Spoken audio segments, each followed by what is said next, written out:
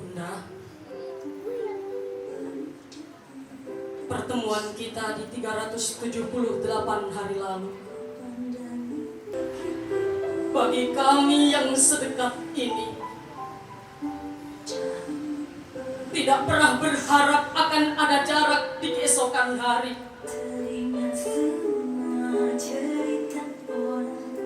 Di mata yang terpejam,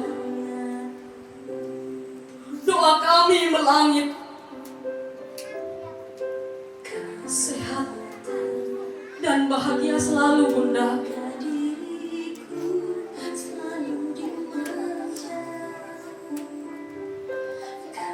Ketika sayup sore datang menyapa, ketika semua orang sibuk beramai-ramai pergi bersama dengan segala kegaduhan dan hiruk pikuknya, tapi Bunda selalu berada di sini, berada bersama kami,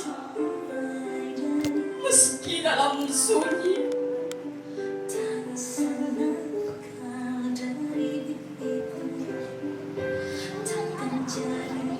Bunda datang, Mbak Bidadari, yang berjalan menghampiri kami, memberi hangat senyum yang berwujud kebahagiaan, memberi erat peluk yang teramat menyejukkan. Begitu lirih syukur kami dapat mengenal sosok penyayang seperti Bunda.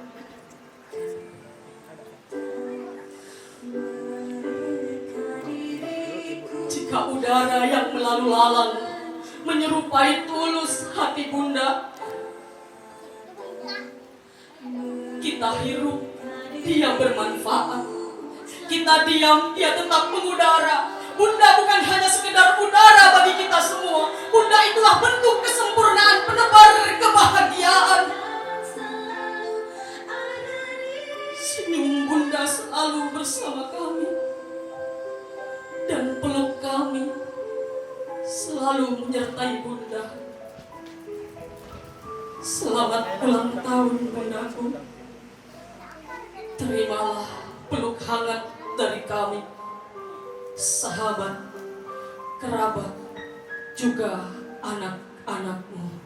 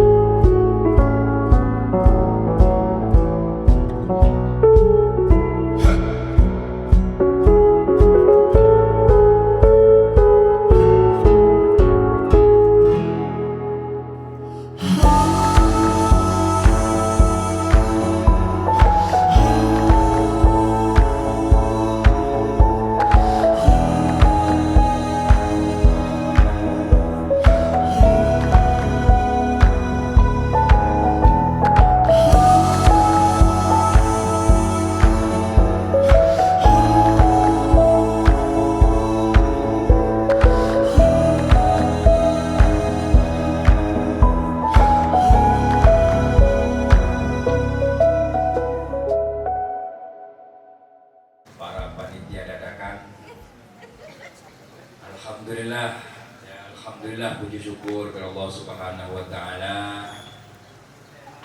Kita ikut bersyukur bersama-sama, mensyukuri nikmat Allah, khususnya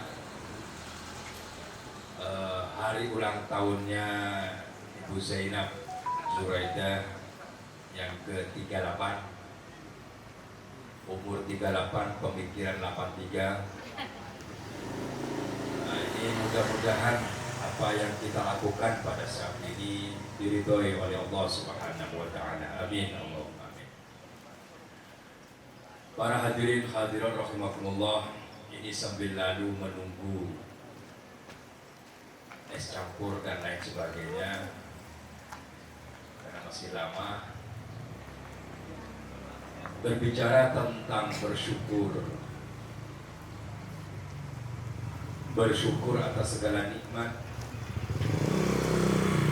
seperti yang disebutkan oleh Allah, la in syakartum la azidannakum. Jikalau engkau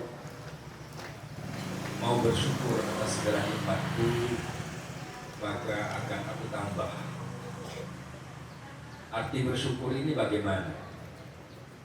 Bersyukur itu tidak hanya sekedar berterima kasih, tidak hanya sekedar memuji si pemberi. Bersyukur itu lebih daripada itu. Bersyukur itu adalah berterima kasih, memuji sang pemberi dengan mempergunakan pemberian terhadap hal-hal yang bagus yang disukai oleh si pemberi. Itu namanya bersyukur. Nah, ini semisal contoh dari kalau kita mau bersyukur atas segala nikmat. Kita dikasih nikmat sehat, kita gunakan sehat kesehatan kita untuk beribadah kepada Allah Subhanahu wa Ta'ala dan lain sebagainya. Di bulan suci Ramadan ini kita diwajibkan berpuasa, yang mana ibadah puasa ini adalah ibadah yang unik, karena biasanya ibadah perintah dari Allah Ta'ala itu adalah melaksanakan. Khusus puasa kita diperintah untuk meninggalkan. Meninggalkan apa? Meninggalkan makan dan minum yang asalnya halal. Kita diperintah untuk meninggalkan makan dan minum. Dari melaksanakan perintah berpuasa ini, kita dilatih, dibimbing oleh Allah Subhanahu wa Ta'ala agar supaya apa? Agar mampu mensyukuri segala nikmat. Kita dapat berempati, merasakan bagaimana orang kelaparan sehingga muncul yang namanya kepedulian sosial. Begitupun kita dibimbing oleh Allah agar supaya mensyukuri segala fasilitas yang dikasih oleh Allah Subhanahu wa Ta'ala. Manusia adalah makhluk yang paling sempurna ciptaan Allah. Sedangkan seluruh makhluk Allah Ta'ala itu pasti dilengkapi dengan fasilitasnya. Sebagaimana firman Allah dalam surat Thaha ayat 50, Allah Ta'ala berfirman, Qala Rabbuna alladzi a'ta kulla syai'in khalqahu tsumma hada. Artinya, Tuhan kami adalah zat yang memberikan segala kebutuhan makhluknya. Tidak cukup itu, tapi juga tsumma hada, memberikan insting, petunjuk. Makanya menurut pakar ilmu jiwa, pakar psikologi mengatakan dalam setiap diri manusia pasti ada dorongan, baik dorongan psikis maupun fisik. Ketika ada ketidakseimbangan dalam tubuh manusia, pasti akan muncul dorongan untuk menyeimbangkan diri. Nah, ketika kita diperintah untuk berpuasa, meninggalkan makan dan minum, di sisi lain kita beraktivitas, bekerja, mengajar, ke pasar dan sebagainya. Ini kan butuh tenaga. Perut kosong, butuh tenaga, maka pasti secara otomatis akan muncul dorongan untuk menyeimbangkan diri agar mampu kuat beraktivitas. Maka disinilah harapannya muncul sebuah tenaga yang tidak dikuasai oleh hawa nafsu, karena perkosong. Karena pada dasarnya kesalahan yang dilakukan atas dasar dipengaruhi oleh hawa nafsu adalah perut. urusan perut, urusan makan dan sebagainya. Tapi ketika perut ini kosong, di sini butuh yang namanya tenaga, maka pasti di sini adalah kejernihan hati, kejernihan jiwa yang mengisi kekosongan untuk bertindak dan lain sebagainya. Sehingga dengan berpuasa ini kita dilatih oleh Allah Subhanahu wa taala agar supaya keseimbangan dalam tubuh kita betul-betul diisi oleh hal-hal yang bersifat murni. Alhamdulillah. Jadi dalam memahami ini kita sebenarnya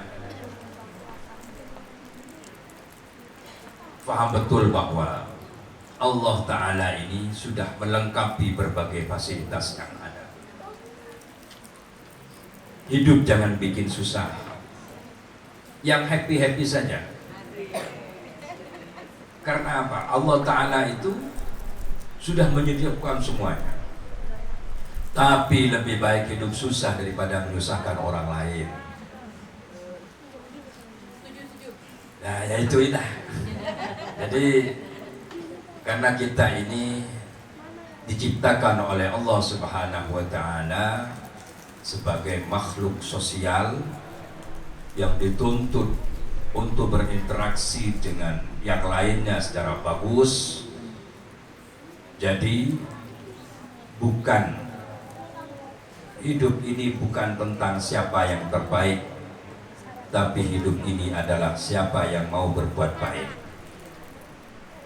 Allah Subhanahu wa taala pasti